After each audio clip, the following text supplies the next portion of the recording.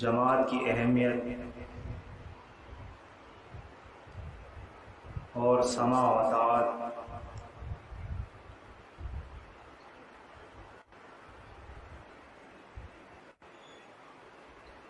یہ انتہائی اہم ہے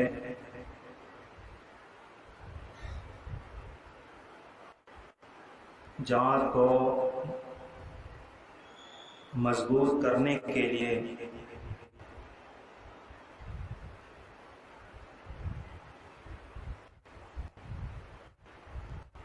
اور دعوت کے کام کے اندر تیزی لانے کے لیے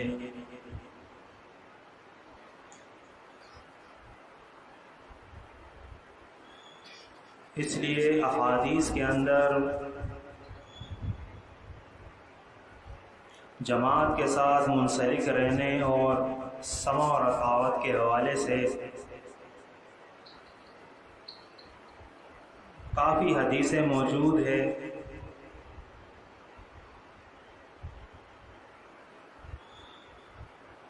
اس لیے کہ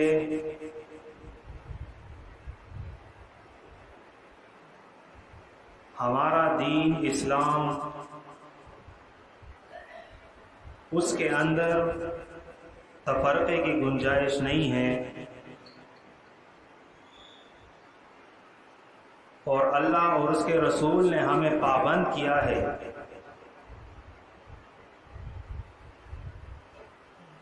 کہ ہم اس دین اسلام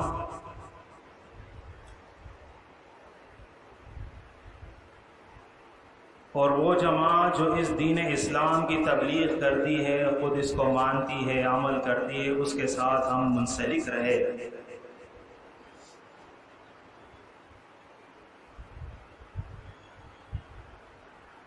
دنیا کے اندر جتنے بھی جماعتیں ہیں، فرقے ہیں، چاہے وہ سیاسی جماعتیں ہو یا مذہبی جماعتیں ہو یا لسانی جماعتیں ہو، جس جماعت کے اندر نظم نہیں ہوتا، سماع اور اطاعت نہیں ہوتی ہے،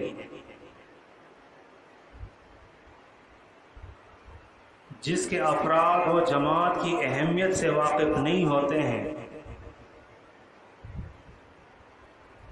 وہ جماعت کبھی بھی کامیاب نہیں ہوتی ہے، اور چلتے چلتے وہ جماعت، وہ تحریک، وہ ختم ہو جاتی ہے۔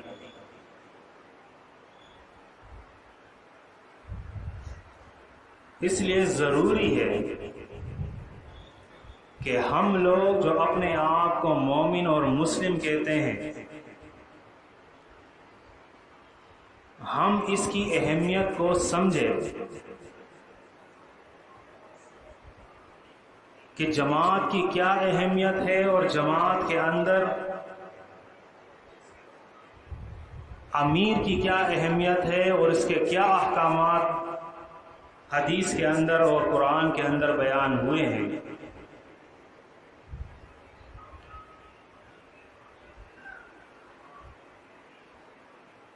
کیونکہ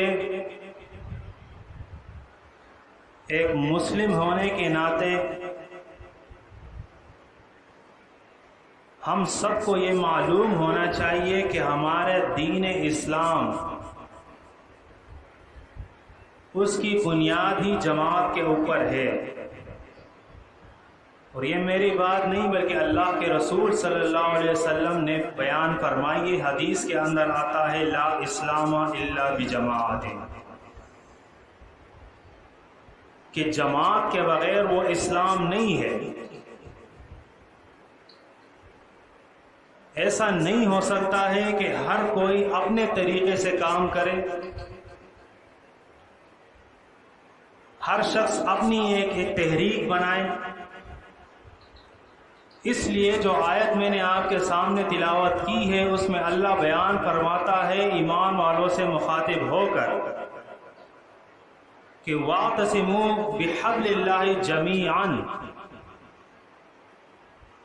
کہ سب مل کر اللہ کی رسی کو مضبوطی سے وہ پکڑ لو، تام لو، وَلَا تَفَرَّقُوا، اور اس کے اندر تفرقہ بازی نہ کرو۔ ایک ہی جماعت اور ایک ہی امیر کی اطاعت کے اندر ہم سب نے زندگی گزارنی ہے. ہم نے اس تحریک کو آگے بڑھانا ہے. بہرحال میں کوشش کروں گا کہ میرے تقریر کے اندر زیادہ سے زیادہ دلائل ہو، تاکہ قرآن اور سنت سے دلائل ہمارے سامنے آئے، کیونکہ مین چیز یہی ہے. میری تشریح کرنے سے زیادہ بہتر ہے کہ ہم دلائل کو سمجھیں. تو اللہ کے رسول صلی اللہ علیہ وآلہ وسلم نے بیان فرمایا، یہ ترمذی کی حدیث ہے، ید اللہ علی الجماعۃ ومن شذ شذ فی النار.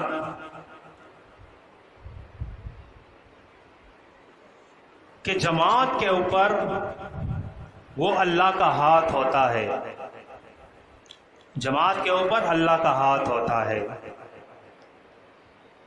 اور جو لوگ جماعت سے دوری اختیار کرتے ہیں تو فرمایا کہ وہ لوگ جہنم کے اندر جائیں گے. اس لیے دوسری حدیث کے اندر اللہ کے رسول نے اس کی تشریح بیان فرمائی ہے کہ ایک شخص اس پر شیطان حملہ آور ہو سکتا ہے، اس کے قریب ہوتا ہے. اللہ کے رسول نے فرمایا. اور دو اشخاص جب ہوں گے، ان کی جماعت بنیں گی، تو اب ہوگا شیطان ان سے دور بھاگے گا. پھر تو اس لیے ہمیں یہ راستہ نہیں اختیار کرنا چاہیے کہ میرا کسی سے اختلاف آ گیا، یا امیر سے کوئی بات ہو گئی، ناظم سے کوئی انبن ہو گئی، میں ناراض ہو گیا، اب میں کوشش کر رہا ہوں کہ میں اپنی تحریک چلاؤں، جماعت سے میرا کوئی تعلق نہیں ہے. تو اس بات کو ہم سمجھ لیں کہ اللہ کے رسول صلی اللہ علیہ وآلہ وسلم نے بیان فرمایا ہے کہ فَإِنَّهُ مَنْ فَارِقَ الْجَمَاعَةَ شِبْرًا فَمَاتَ مَيْتَتَهُ جَاهِلِيَّةً. کہ جو شخص ایک بالش بھی جماعت سے دور ہو گیا تو وہ یہ نہ سمجھے کہ وہ خوش ہے، کامیاب ہے، اس نے ایک دو لوگوں کو اور بھی ساتھ ملا دیا ہے. فرمایا جو شخص جماعت سے ایک بالش بھی دور ہوا تو اس کی جو موت ہوگی وہ جاہلیت کی موت ہوگی. یہ اپنے آپ کو مسلم کہتا رہے، مومن کہتا رہے، لیکن اس کی موت وہ جاہلیت کی موت ہوگی. اور ہم سب جانتے ہیں کہ جو جاہل مرے گا اس کا ٹھکانہ کیا ہوگا. جاہل جنت میں جا سکتا ہے؟ نہیں جا سکتا ہے، اس کا ٹھکانہ جہنم ہے. پھر ہمارے اسلام کا، ہمارے ان دعووں کا وہ کوئی فائدہ نہیں ہے اگر ہم اپنی جماعت سے دور ہوئے. حدیث کے اندر آتا ہے، اللہ کے رسول نے فرمایا کہ ہاں جب آپ کفر بوا یعنی ایک ظاہری کفر آپ دیکھے جماعت کے اندر، ایک ظاہری کفر آپ دیکھے کہ قرآن کی کسی آیت کا انکار کیا جا رہا ہے، تب آپ جدائی اختیار کر سکتے ہیں. حدیث کے اندر آتا ہے، اللہ کے رسول صلی اللہ علیہ وسلم نے فرمایا کہ ایک ایسا وقت آئے گا کہ کافی فتنے پھیل جائیں گے. ایک صحابی نے پوچھا کہ اے اللہ کے رسول اس حالت میں ہم کیا کریں؟ تو اللہ کے رسول نے فرمایا تلزم جماعت المسلمین، تلزم جماعت المسلمین و امامہم. کہ اس حالت کے اندر جب ہر طرف فتنے ہو، آج ہم اپنے دور کے اندر دیکھتے ہیں کتنے فتنے ہیں، کتنی جماعتیں بنی ہوئی ہیں، ہر ایک اپنی طرف بلا رہا ہے، ہر ایک کا اپنا نظریہ ہے. تو فرمایا اس صورت کے اندر اس جماعت المسلمین کو آپ لوگوں نے مضبوطی سے پکڑنا ہے، اس کو لازم کرنا ہے اور اس کے امام کی اطاعت کرنی ہے.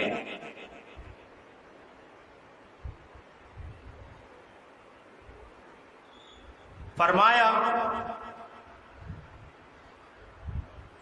کہ ایسے لوگ جو جماعت کے اندر تفرقہ پھیلاتے ہیں، اس کے اندر کوشش کرتے ہیں فساد کی، تو اللہ کے رسول صلی اللہ علیہ وسلم نے فرمایا من اتاکم وامرکم جمیع علی رجل واحد یرید ان یشق عصاکم او یفرق جماعتکم، فرمایا کہ جب کوئی آپ سب جماعت المسلمین وہ اکٹھے ہو، وہ ساتھ چل رہے ہو، اور ان میں سے کوئی ایک شخص اٹھتا ہے اور جماعت کے اندر کوشش کرتا ہے تفرقہ پھیلانے کی، تو اللہ کے رسول نے فرمایا فقتلوہ، ایسے شخص کو قتل کر دو، کیونکہ اسلام اس بات کا متحمل نہیں ہو سکتا ہے کہ اس دین کے اندر دو جماعتیں بنے، دو جماعتیں نہیں بن سکتی ہے۔ اور یہ قانون دنیاوی بھی ہم دیکھتے ہیں، ایک ملک کے اندر وہ وزیر اعظم ایک ہی ہوتا ہے، دو وزیر اعظم نہیں بن سکتے، اگر دو وزیر اعظم بنیں گے تو ملک کے اندر فساد ہوگا۔ قرآن مجید کے اندر اللہ نے الہ کی مثال دی ہے، اگر دو الہ ہوتے تو یہ سارا نظام درہم برہم ہو جاتا۔ اس طرح جماعت کے اندر وہ دو امیر نہیں ہو سکتے ہیں، اسلام کے اندر دو جماعتیں نہیں ہو سکتی ہے، اگر ہوں گی تو اسلام کو نقصان پہنچے گا۔ تو اس لیے اللہ کے رسول نے فرمایا فقتلوہ، اس شخص کو قتل کر دو، چھوڑو نہیں اس کو۔ اور یہی بات قرآن مجید کے اندر آپ دیکھیں، سورۃ حجرات کے اندر اللہ نے بیان فرمائی ہے اور یہ تعلیم دی ہے، کیونکہ محمد رسول اللہ صلی اللہ علیہ وسلم وہ قرآن کی تشریح فرمایا کرتے تھے، تو قرآن مجید کے اندر بھی اللہ بیان فرماتا ہے وَإِن طَائِفَتَانِ مِنَ الْمُؤْمِنِينَ اقْتَتَلُوا فَأَصْلِحُوا بَيْنَهُمَا، اگر مومنین کے اندر وہ دو جماعتیں بن جائے اور وہ آپس میں لڑ پڑے کسی مسئلے کے اندر، تو پہلے فرمائے فَأَصْلِحُوا بَيْنَهُمَا، پہلی کوشش یہ ہے کہ ان کے اندر صلح کر دو، یہ فساد، یہ جھگڑا، یہ اختلاف ان سے ختم کر دو۔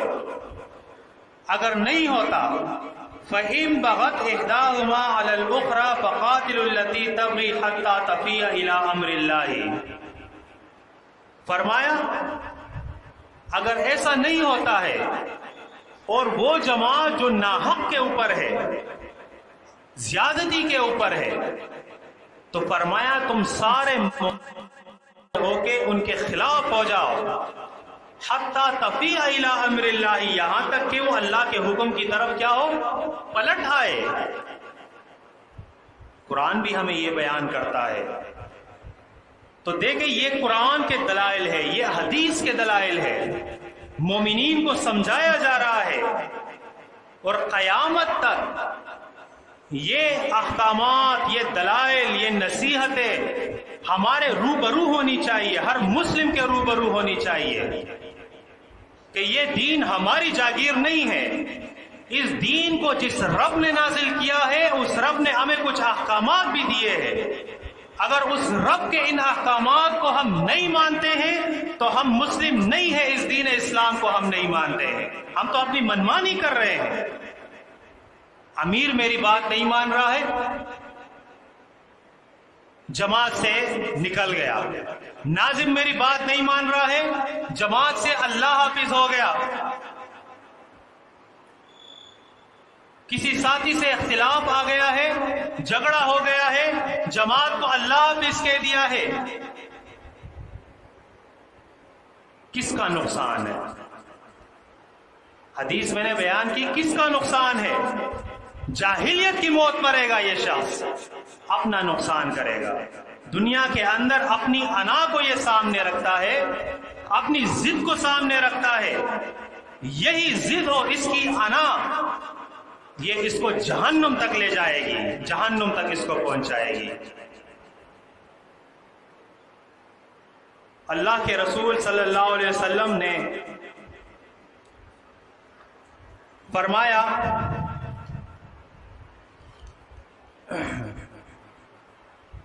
حارث اشعری کی حدیث ہے، اللہ کے رسول صلی اللہ علیہ وسلم نے فرمایا، امرکم بخمس امرنی اللہ بہن، کہ میں تمہیں 5 چیزوں کا حکم دیتا ہوں جو اللہ نے مجھے حکم دیا ہے۔ وہ کیا ہے؟ الجماعت، وہ یہ ہے کہ میں جماعت کو قائم کروں، اس جماعت کو مضبوط کروں، جماعت کو لازم رکھوں، ایک حکم یہ دیا ہے۔ والسمع والطاعت، اور سمع اور اطاعت کی اللہ نے مجھے حکم دیا ہے۔ والہجرت اور جہاد کا، ہجرت کا حکم دیا ہے۔ والجہاد فی سبیل اللہ، اور اللہ کے راستے کے اندر جہاد کا حکم دیا ہے۔ فرمایا، فمن فارق الجماعت فقد خلع ربقۃ الاسلام من عنقه الا ان یراجع، کہ جو شخص جماعت سے الگ ہو گیا تو وہ کیا ہوگا؟ اس نے اسلام کا پٹا اپنی گردن سے اتار دیا، اب وہ اسلام کے اندر نہیں ہے، اس کا دین ہی نہیں ہے۔ الا ان یراجع، ہاں اگر وہ واپس اس جماعت کے اندر شامل ہو جائے، اپنی اصلاح کر لے، تب یہ اسلام کے اندر واپس آ گیا۔ میرا ہو سکتا ہے کہ قرآن سے کوئی ایسی بات میرے ذہن کے اندر، میرے دل اور دماغ کے اندر اس کی تشریح مختلف ہو، آ جائے اور جماعت کا نظریہ الگ ہو۔ جیسے میں ایک مثال آپ کے سامنے پیش کرتا ہوں، اس کے بعد میرے درس کے بعد انشاءاللہ اس پر تقریر بھی ہوگی، لیکن میں مثال پیش کرتا ہوں کہ ایک شخص، اس کے دل اور دماغ کے اندر یہ بات آ گئی کہ بھائی صلات کا تو یہ معنی نہیں ہے، صلات سے مراد یہ صلات نہیں ہے جو ہم ادا کرتے ہیں۔ کسی کی کتاب پڑھ لی، کسی کی تفسیر پڑھ لی، کسی کی تقریر سن لی، اس سے متاثر ہو گیا، لیکن مومن اور مسلم جو بھی ہوگا، قرآن مجید کے اندر اس کی صفت اللہ نے یہ بیان کی ہے کہ وہ سورۃ فرقان کے اندر کہ وہ بہرا ہو کے اور اندھا ہو کے، وہ اس قرآن پر بھی بہرا اور اندھا ہو کے نہیں گر پڑتا ہے، اس کے دلائل کے اندر وہ غور کرتا ہے۔ چہ جائے کہ حدیث اس کے سامنے آ جائے، کسی کا قول اس کے سامنے آ جائے، کسی کی تقریر اس کے سامنے آ جائے، کسی کی کتاب اس کے سامنے آ جائے،